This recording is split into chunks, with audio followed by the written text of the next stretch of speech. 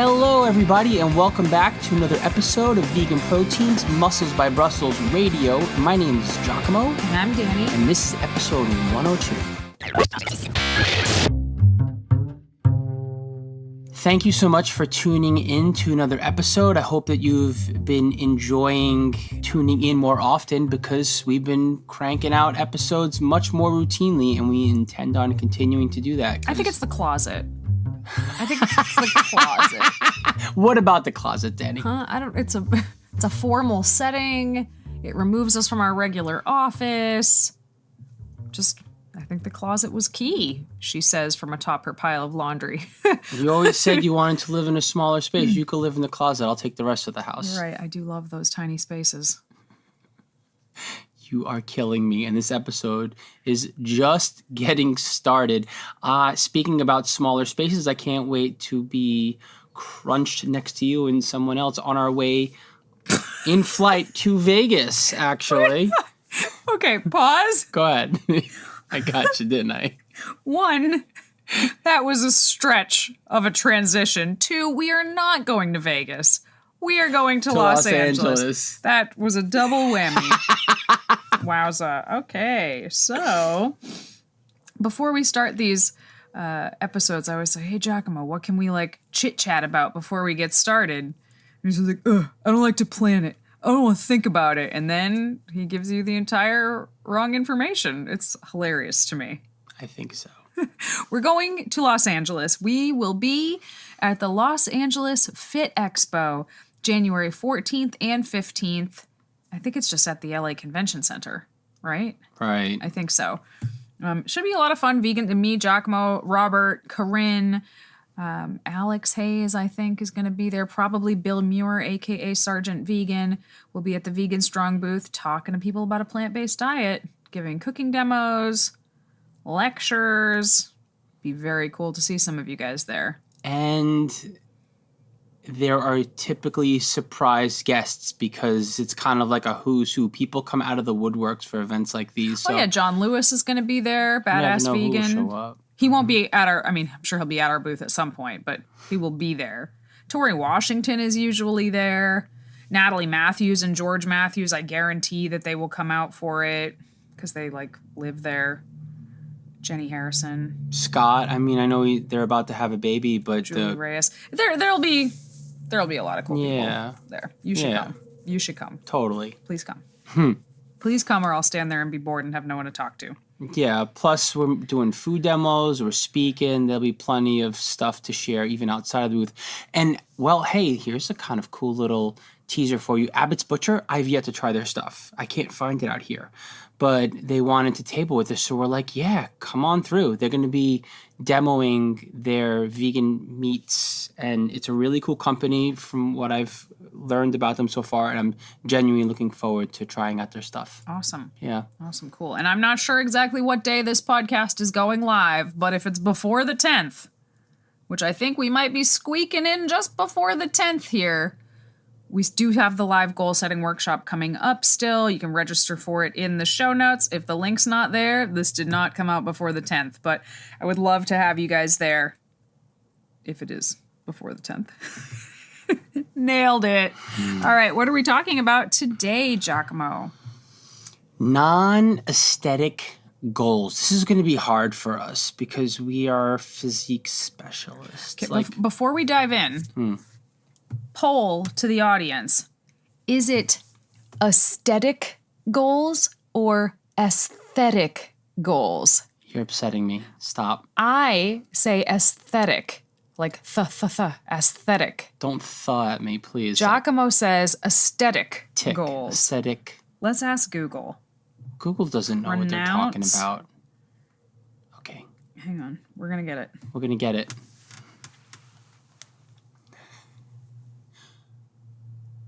Aesthetic. I hear the TH. The TH is there, and it's in the pronunciation. Google lies. Aesthetic. Aesthetic. Oh, whatever, Google. So, 𝐃𝐨𝐽 and every other person I've ever heard say aesthetic, it's aesthetic. So, non-aesthetic goals. Aesthetic. I don't even know what's happening right now. All that I know is we're not focused on physique, which is easier said than done. Because there should be no if you can't be vain here, then where can you be vain? You know, you want to work on your body image. You want your not only to work on how you feel about your body, you want to improve your body. But when you get too hung up on aesthetic goals, you wind up losing sight of what you need to do to improve your aesthetics, which is why the non-physique based goals are actually really important because they keep you focused and making better decisions for yourself long term. Yeah, I mean, I love aesthetic goals. 90% of the people who come to us, those are their primary goals. It says, what are your primary goals? List your top 3 goals in order. And it's like, I want to lose 10 pounds. I want to have a 26-inch waist. I want to build muscle. Like, those are kind of 3 separate aesthetic goals, and we can do it. Like, I know we can do it. I have no question about that. But I just think, like, after a while of reading these goals over and over and over and over, and sometimes knowing, not our clients, but knowing people who are setting the same aesthetic goal over and over and over, I'm like, aren't you bored? Like, aren't you a little bit bored with that goal? And I know that when I only focus on aesthetics, training is less fun to me, you know, because aesthetic change, physical transformation happens kind of slow. Some of them happen very, very slowly. So it can be hard to stay really motivated with your actual training when that's all you're focused on. And I also feel like when all you're focused on is changing the way that you look, it's almost like you wake up every morning like mentally playing Russian roulette with what your mood is going to be that day based on like what the scale tells you or how your pants fit that day. If that's the only thing you're focused on, you know, the scale can literally dictate your mood for the rest of the day. And that's not great. Well, there is that fear that if you move away from that too much, that you won't be working toward your goal. But I also think it's a necessary thing to do in order to, and I hate to say this ad nauseum, but it is kind of our shtick. It is our thing to find balance in your life, honestly. Because if you do that, you'll be able to take anything to the extreme and to become an expert at damn near anything. In my opinion, you can do that. You can do that, but you can only do that when you don't do it at the expense of having dire consequences in every other area of your life. Because eventually, if that's the route you take, the thing you're trying to be an expert at or do to the extreme, you won't be able to do it because you'll have just too many other things in your life that you blew up because you didn't find a way to focus on balancing yourself out. So the non-aesthetic goals are really helpful for keeping you mentally healthy and enjoying the process while you continue to work towards whatever it is you want to work towards. And who knows, you may find other things that you're interested in aside from the one thing that's a main priority to you fitness-wise. That's true. That's true. The other thing I think is like, and this might be ironic coming from a bodybuilder, but I think that when you place too much weight just on what you look like, your body image suffers long term. Like if that is the only thing that you're thinking about, and the reason I say it's ironic is because I've often talked about how bodybuilding as a whole, both the gaining and shredding phases of bodybuilding have actually improved my body image because I appreciate my thicker, less lean body more than I ever did before going through that. But I do think part of that is because regardless of whether I'm gaining or losing or bulking or cutting or building or shredding or however you want to look at it, I always have other goals that have nothing to do with the way I look. So if I'm finding that the way that I look is like not thrilling me at the moment, I lean into one of those other goals and it really helps me focus and keep going when maybe otherwise I'd be feeling a little bit down. Give us an example of another goal. Oh, well, I came with a list of... I always have a list. I came with a list of other possible goals because a lot of times when I say to people, hey, why don't we why don't we try to set a strength goal? Because a lot of times when people switch from a shredding phase to a gaining phase, they're still so used to focusing on what they look like that now they're focusing on what they look like and they don't like it. So I'm like, okay, let's find a different goal that we can focus on. So the other goal of building muscle is still happening. Like, that is still going on, but we're focusing on something else to complete it better, if that makes sense. So I have a list of types of goals and then specific goals. And every single individual is going to want a different goal, right? So just because I'm listing these doesn't mean I think everybody should make these their goals. They're just mostly meant to spark ideas of different things you could focus on that could be kind of fun, maybe open up some new doors, just some ideas. So basically, I rattle off the list and 𝐬𝐮𝐬𝐫𝐞 comments on it, more or less, is how we do this, right? Or I'm like 2 or 3 steps ahead and you're like, wait. So the first type of goal that I have here is improving your form on something. So if there's an exercise that you think you're not doing super well, like you're doing it, you've been doing it, but then you watch the videos and you're like, is that right? Could I do this better? Just focusing on your form for that particular exercise or multiple exercises can be a good goal. So like if you have not ever actually squatted to parallel, working on taking that squat all the way to parallel is a great goal. I'm going to add to the conversation here when it comes to how to work on your form, because I think that the very first place people gravitate toward is watching themselves in the mirror because they can see what's going on. Mm-hmm. 2 problems with that. Problem number 1 is that you cannot fully focus on yourself because you're also focused on trying to move your body to move the weight, right? You're focused on the movement, so you can't pay attention to what you're doing.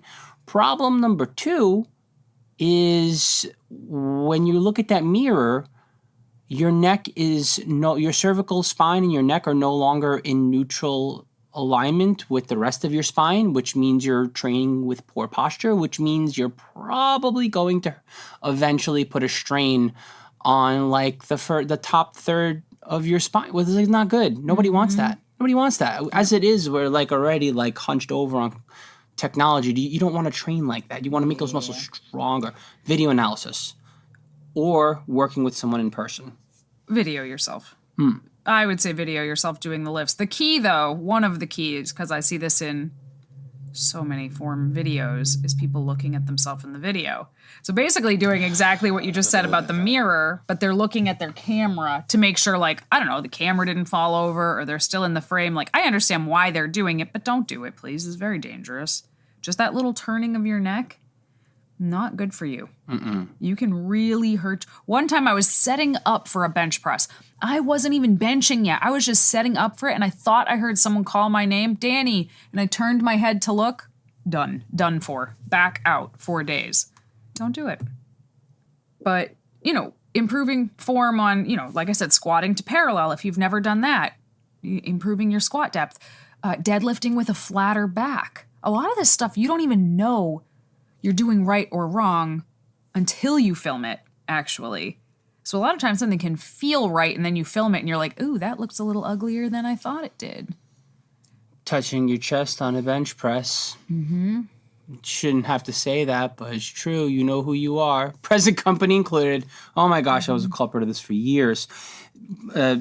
Touching your chest on a bench press, keeping your elbows tucked in when you bench. Getting a full range of motion on things like your overhead press or your rows. Not bouncing stuff when you're bicep curling.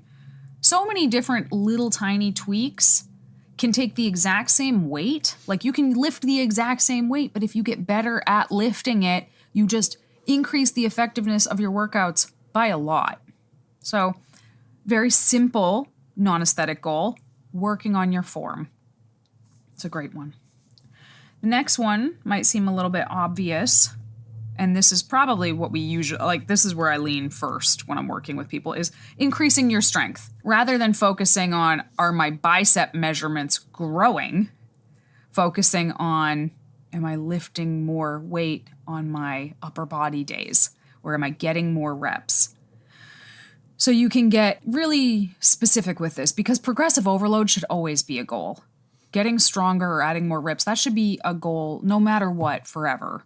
But you can get really specific with strength goals. So something like picking actual goals of weights that you want to lift.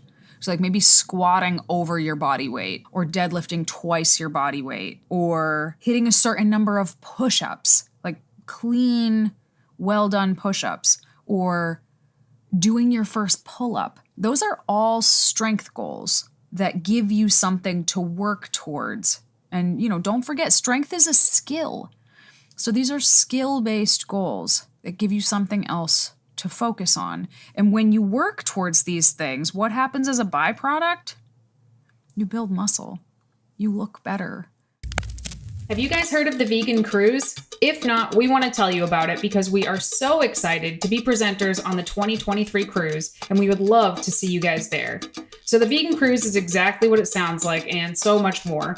It's a cruise from March 17th to March 24th that leaves from Miami and will be visiting Belize, Honduras, Costa Maya, and the Bahamas on the beautiful MSC Divinia. It is so cool to wake up in a new country every day of the trip, seriously. But as if that wasn't enough, one of the biggest drawbacks of most cruises is that there's nothing vegan to eat. I had a client actually go on a cruise recently, and she said she was shocked at how little she could eat, and for that price, it just was not worth it for her. But that's not a problem on this cruise because all 3 meals are fully catered, vegan, and made by gourmet chefs. You will never be hungry. There are also get-togethers like ice cream socials and pizza parties out by the pool. Very fun. And to top all of that off, the cruise is absolutely loaded with some of the biggest leaders in the vegan movement giving lectures, presentations, and classes. Folks like Dr. Greger, Dr. Barnard, Dr. Clapper, Robert Cheek, Juliana Hever, and so many more, and of course, us. We will be hosting exercise classes and giving presentations on plant-based fitness. And of course, we would very much love to spend time with any of our listeners who come out. So if you're interested, click the link in the show notes to book your spot because it always sells out, and mention Vegan Proteins when you book and you'll get a $50 onboarding credit at the vegan bookstore. We look forward to vacationing with you guys. We're not saying aesthetic goals don't matter, don't care about how you look. Again, we both bodybuild, so I understand for many reasons why these things are important to people. So we're not saying, oh, don't even do that. Like, here are some ways to not focus on that so much, accomplish other things, and also as a byproduct, probably look closer to the way that you're trying to anyway. The core stuff, ab roller is big. Being able to do a complete ab roller from your knees and then eventually standing up, that one is really hard. And then the other one that was on the top of mind, the planks. You can X amount of minutes in a plank, for example. So yeah, all kinds of goals like that. Yeah. Yeah. So I want to, strict overhead press a certain amount of weight. Before I hurt my elbows, I used to be able, I think the most I ever did was 12 pull-ups without stopping. Not kipping, strict pull-ups. And now, because of my elbows, I would love to get back there again. So I can only do a couple now before my elbows are what are you doing? Please stop. Trying to think of those are goals. What to Google for strength standards if you want hard standards of what's novice, intermediate, and expert. Just Google that. Strength novice, beginner, intermediate, advanced, lifter weights. And it will come up with charts for men and women that weigh different things and are different ages, and it'll give you an idea of where you are. So maybe a goal is just to move up into the next category on a particular lift. And do remember, you're going to be naturally stronger and weaker at certain lifts depending on your biomechanics. Some people are just good benchers and bad squatters, et cetera, et cetera, et cetera. So sometimes making that goal the thing that you're the worst at, bringing that up, in my opinion, that's motivating and a nice thing to work toward. Yeah.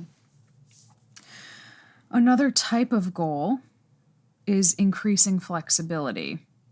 But I don't like just saying, so so far I've said like improving form, increasing strength, increasing flexibility. Those aren't the actual goals, okay? If you put that on your New Year's resolution, increase flexibility or increase strength, those are super vague. You're not gonna necessarily know when you hit that goal. I think the goal itself needs to be more specific, and you should probably try to put some kind of a timeline on it as well. But some specific flexibility goals would be bend over and touch your hands flat to the floor, or to be able to do a front split, or to be able to like do that hand grab thing behind your back where one arm's up and one arm is down in both directions. Like things like that, working towards those things. Again, these don't inherently make you leaner or stronger or anything like that, but they will likely aid you in recovery and injury prevention, which is going to increase your longevity at the gym. And by longevity, I don't mean you'll be able to work out for a longer session. I mean for more years of your life, the more flexibility that you have. Did you mention that you take your muscles through a greater range of motion so you're able to grow more muscle? Yeah, if you have decent flexibility, you know, one tight muscle won't suddenly be the limiting factor for a certain exercise. You'll be able to get better range motion. Mm-hmm. So there's so many reasons why these are good goals. So I would suggest some of those as well. My next type of goal is doing something totally new, whether that's a new skill or a new thing that you want to try out. So some examples that I wrote down were like being able to do a handstand. That's a huge goal for a lot of people. It was a big goal for me once too, and then I kind of gave up on it. I did have fun doing it. Run a 5K? Yeah, sure. I mean, you could do that. If you've not done it before, I did do that in 2022. I had never done a race before, so I ran a 5K. Get on your bicycle for an hour? Mm-hmm. It's a good one. Have you ever done that before? That's what I'm talking about. Something you've never done before. Yes. Try something totally new, or try to accomplish something totally new, like a back bend or a handstand or a dragon flag or like a front lever or back lever with calisthenics stuff, or something totally new, like running a 5K or going roller skating, or like for exercise. Whatever. Be able to rally back and forth with somebody on a tennis court for 20 hits. I mean, you could set all kinds of goals with all kinds of things. And this is going to be super, super specific to you and what you like and what like calls to you. You know, if 𝐬𝐿𝐫𝐿 said, oh, you should set a goal of doing a tennis match, I would be like, no, thank you. That does nothing for me. He loves it. But learning how to like roller skate backwards and do some roller skating tricks, that sounds super fun to me. Yeah. So that is a fun goal for me. That's just fun and branches out of just the gym, right? It gives you something else to focus on that may or may not have carryover to your other goals, depending on what it is. Exactly. You know, but trying something physically totally new, I think, is really fun. And as lifters who want to build muscle and get leaner and look better and blah, blah, blah, we can get really, really locked in to the very short list of things that we know work. Like, none of this is new, guys. We know what builds muscle. We know what gets you leaner. The same 20 exercises that you have been working for 50 years, guess what? Those are the exercises. Lift heavier all the time. Do cardio. Eat well. It works. That's how you do it. But, you know, it can get a little bit stale. It can kind of put you in a box a little bit. And that's fine if that's where you want to be. But, you know, sometimes you just want to try something new. Spice it up. Take a dance class. I don't care. Just try something new. Hey listeners, we hope you've been enjoying this episode, and we appreciate your love of all things vegan fitness. For those of you who want even more support on your vegan fitness journey, check out our Muscles by Brussels community and become a member. By joining the team, you are one of our exclusive VIPs. As a member, you'll find over 200 macro-friendly, high-protein recipes that can meet any of your meal planning needs. You'll also receive training programs that update monthly. This training has progressive overload built into it, so you can be sure if you're following the program, you are making progress. All of this and more is located inside our VeganProteins members-only app. As a Muscles by Brussels member, You'll unlock bonus courses, challenges, and more every month. You'll also be invited to our live Zoom video calls, which happen 2 times a month, and are absolute gold to those who show up. And if you can't make the calls, don't worry. You have the opportunity to email us whenever you want. You'll receive a video response to all of your questions from one of the coaches here at Vegan Proteins every time you message us. Members also receive 40% off many of our other services. And of course, our private community of like-minded individuals is like no other. Best of all, you can try this membership out for a full month at no cost to you with this special offer for our listeners only, because we appreciate and want to fully support you. Use the link in our show notes to sign up for your free trial today. We hope to see you on our next live coaching call. My next type of goal is to finish in a certain amount of time. Do X in a certain amount of time. So when I ran my 5K, I wanted to do it under 35 minutes. Don't laugh, guys. I am not a runner. And I did, by the way, did it in 32 minutes. Hated it. Wanted to die, but I did it. Hike a certain mountain in under this much time. Finish a marathon in under 4 hours. Whatever it is, pick a goal and then set a specific time for it. It could be doing one of those CrossFit workouts, like doing the Murph in X amount of time. Those are very specific goals, right? You know if you reach that goal or not. Mm-hmm. The next one is spending X amount of time doing something. So maybe you want to spend a certain number of minutes over the course of the year stretching, or you want to do a certain number of yoga sessions in the year. I have a client right now. She's awesome. I forget the number, but yeah, it's something like she wants to do 100 yoga sessions by the end of the year. So she's got to do it like almost every 3 days. I get a kick out of how you get obsessed with this, actually. Sometimes I look and I'm like, well, but it's working for her. But it's true, it does work. Sometimes it's like you can, from the outside looking in, it can seem a little silly, or even when you think of yourself, like, does this matter? Like if I hit that number, or if I'm if I'm doing crazy things to hit my amount of reps or whatever it is, like it's kind of stupid. But in reality, if it gets you to do the thing, then it's worth going after. It's worth finding a way to accomplish it. And it's validating. It's nice to set a goal and to accomplish it. You know, honestly, I think that the psychological component of that is just as, if not even more important than the amount of minutes that you put into something. In all honesty, you prove to yourself that like you could feel good about something and accomplish something. I mean, you said I was going to cut you off and explain why it's important and why it's not silly, but you kind of came back around to it. Like, that's it. The important thing about setting a goal, it's not doing 100 yoga sessions. Like, if you got 99 yoga sessions, that's still amazing. But setting a goal and achieving that goal sends a message to yourself that says, I am a person who does what I say I'm going to do. And every time you say you're going to do something and you do it the way you said you were going to do it, you do it in the time frame that you set out, you build confidence in yourself. That is how you build confidence. Like, so many people say, oh, I just want more confidence. I want more confidence. The way that I have found to build confidence is to be somebody who does exactly what I say I'm going to do.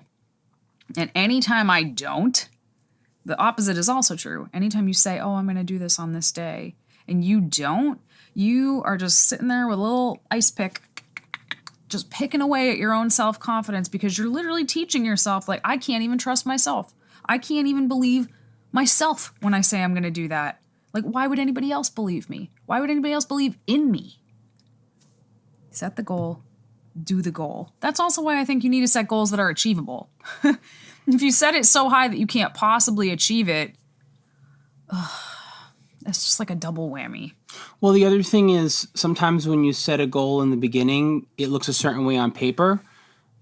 Be flexible with yourself as far as like what you consider succeeding, what you consider success when it comes to the goal. Like, in other words, I'm not saying to like not create a check the box kind of a process, but like whatever boxes you're checking might look different over time, as opposed to this is 1,000 minutes do or die. It's like, well, this is 20 minutes as often as possible. When I turn around for the month, I got 20 minutes in 3 to 4, 5 times a week without thinking about it. Like, you don't have to be a type A-er or a hyper planner or super scheduled or super like, this is the way it was on paper and this is the way it needs to stay.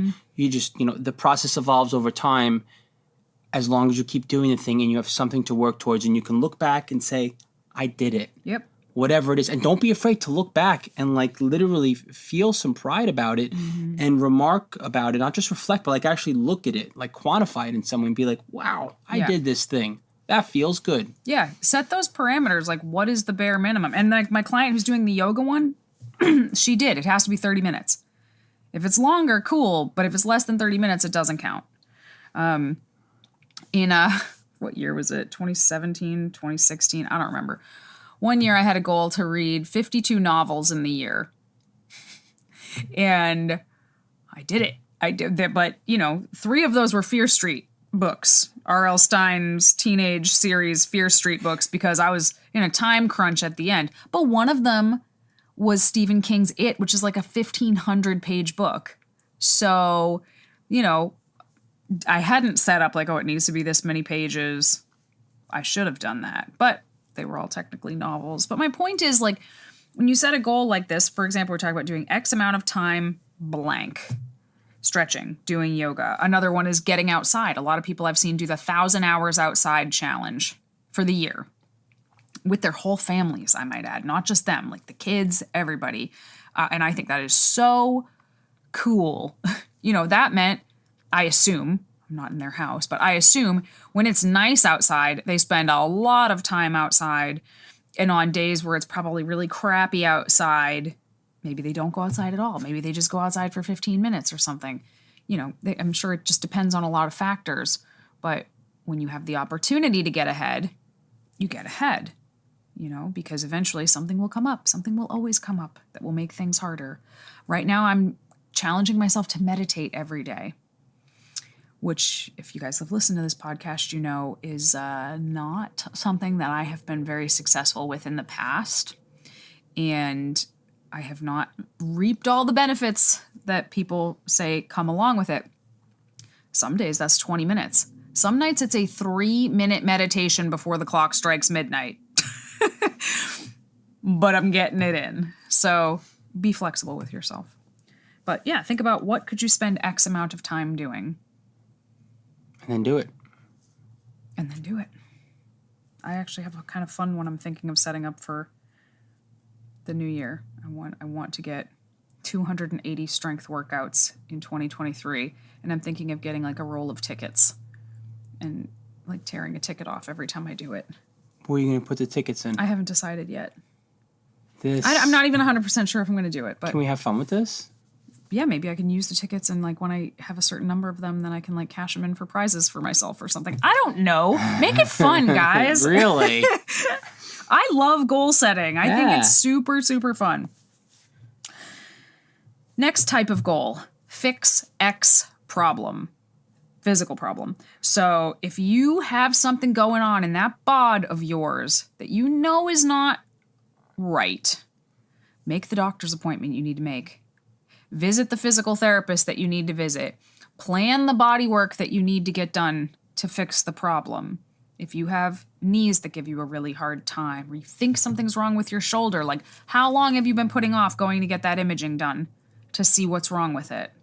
Those are really good goals to set for yourself. And so many people who are like devout gym goers and weightlifters will put this shit off until they literally cannot move that body part anymore. Don't do that. Make that the goal. If you haven't got blood work done in years, get it done.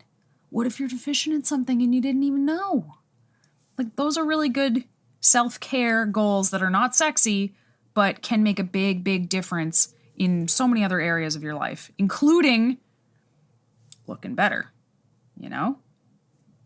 Well, your health becoming compromised will take you out of the game, and then you'll be playing catch up on that if you don't know what you're dealing with.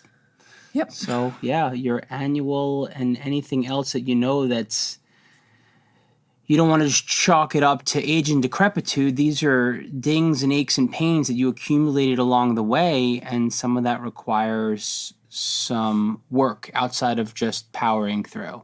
Or eventually you see yourself out of the game for a couple weeks, or you wind up being subpar with your performance, with whatever you're doing, because you're not taking care of yourself. Heart rate.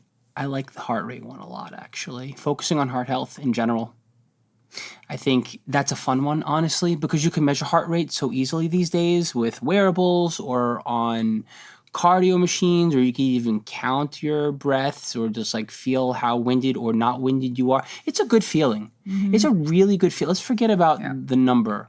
It's a really good feeling to like go out on a jog and not be winded after the fact, or be less winded than you once were, because you're taking care of your heart health with some cardiovascular training. And let's face it, when it comes to us physique-minded athletes, we want to focus on hypertrophy. We want to be gym rats. And on the reels, we wind up skimping out on our cardiovascular health, which honestly, that does have good carryover. Oh, yeah. And cardiovascular fitness, I feel like, improves so much more quickly than muscle strength and things like that. Like, you get payoff for doing cardio almost every single time you do it. You get a little bit better and a little bit fitter and a little bit fitter. So yeah, lowering your resting heart rate can be a good goal that you would do by way of doing certain types of cardio. I'm actually going to be working on increasing my heart rate variability this year, which is a whole separate topic that I didn't even know much about. It's the, we think of our heart rate as like, if it's 60 beats per minute, we think of it as like 1 beat every second, but it's not. Each beat is a little bit different. And believe it or not, the more different it is from beat to beat, the better, the healthier your heart is. I didn't know this. And then I looked at my heart rate variability on a chart and I was like, oh, I don't love that. If this is the worst and that is the best, not loving where mine is right now, assuming it's correct. I don't know. But so yeah, that's something I'm going to work on this year.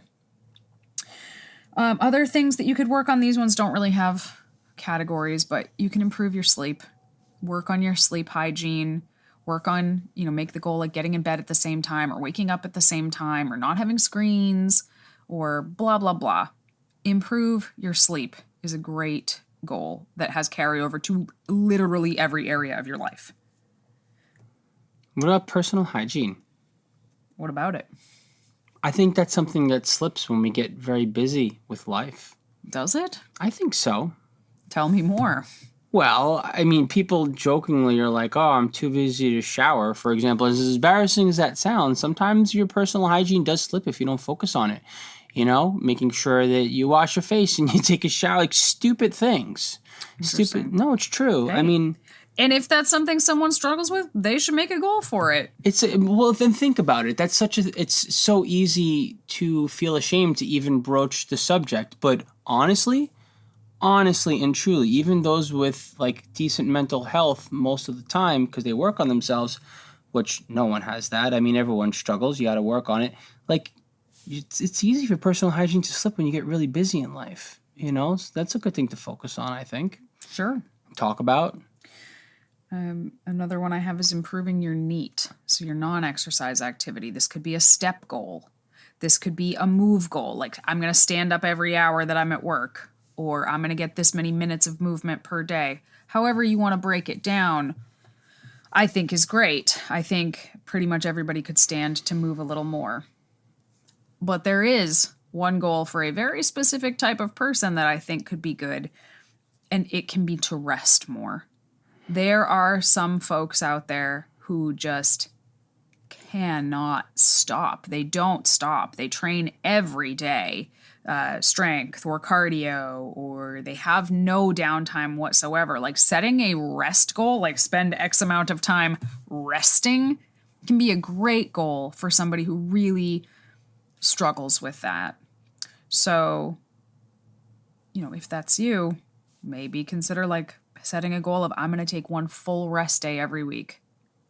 That doesn't sound like enough to me, but if that's the position you're in, baby steps. That's where we're We're starting. You can call it, we like to call it the active recovery day for those who are petrified of not moving.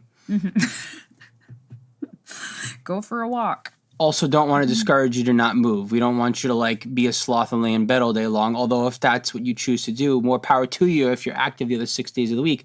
However, like you don't have to like, you're not obligated to just like sit on down. the couch, yeah. You can actively recover by moving your body in other ways that you're not going to cause fatigue and you are going to enjoy yourself. Yeah. And it's all relative, right? You know, I said, oh, you can go for a walk. Well, if you're somebody who's been sedentary for years, going for a walk is the exercise, you know? But if you're somebody who beats the crap out of themselves for 2 hours a day, 6 days a week, going for a walk is a nice break from that. So everything is relative. Thus concludes my list of potential non-aesthetic fitness goals. And I want to, you know, if you're coming to the goal setting workshop, I'll go over this there, but I will touch upon it briefly here. Even though I probably listed like 30 goals or something here, you should not have 30 goals. You know, pick a couple and shoot for those.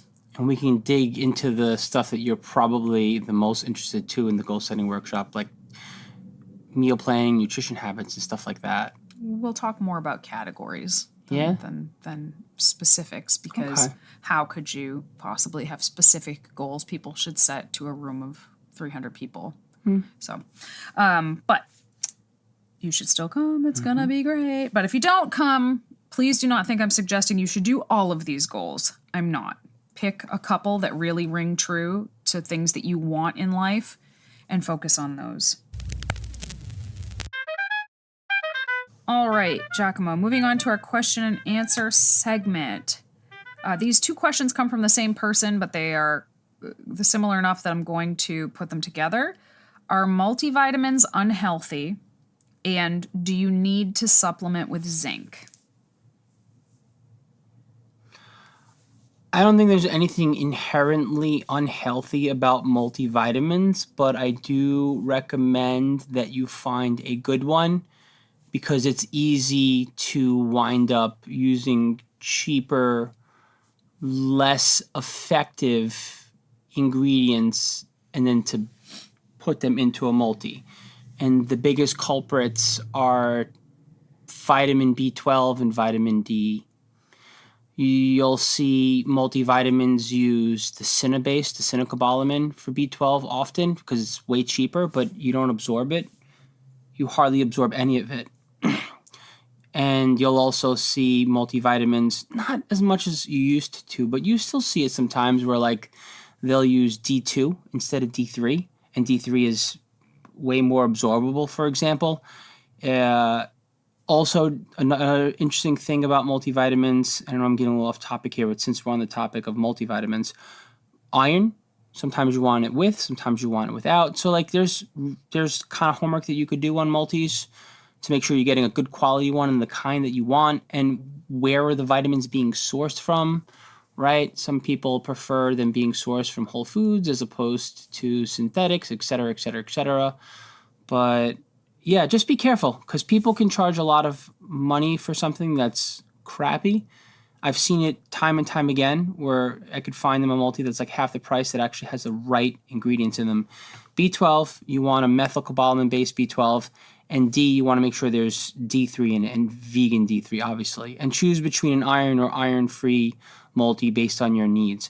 And no, they're not, in my opinion, multivitamins make sure that you can round out it's like insurance. It's not a replacement for a nutrient-dense diet, if you will. However, it is insurance to make sure you're getting in all of your vitamins. What was the second question, Danny?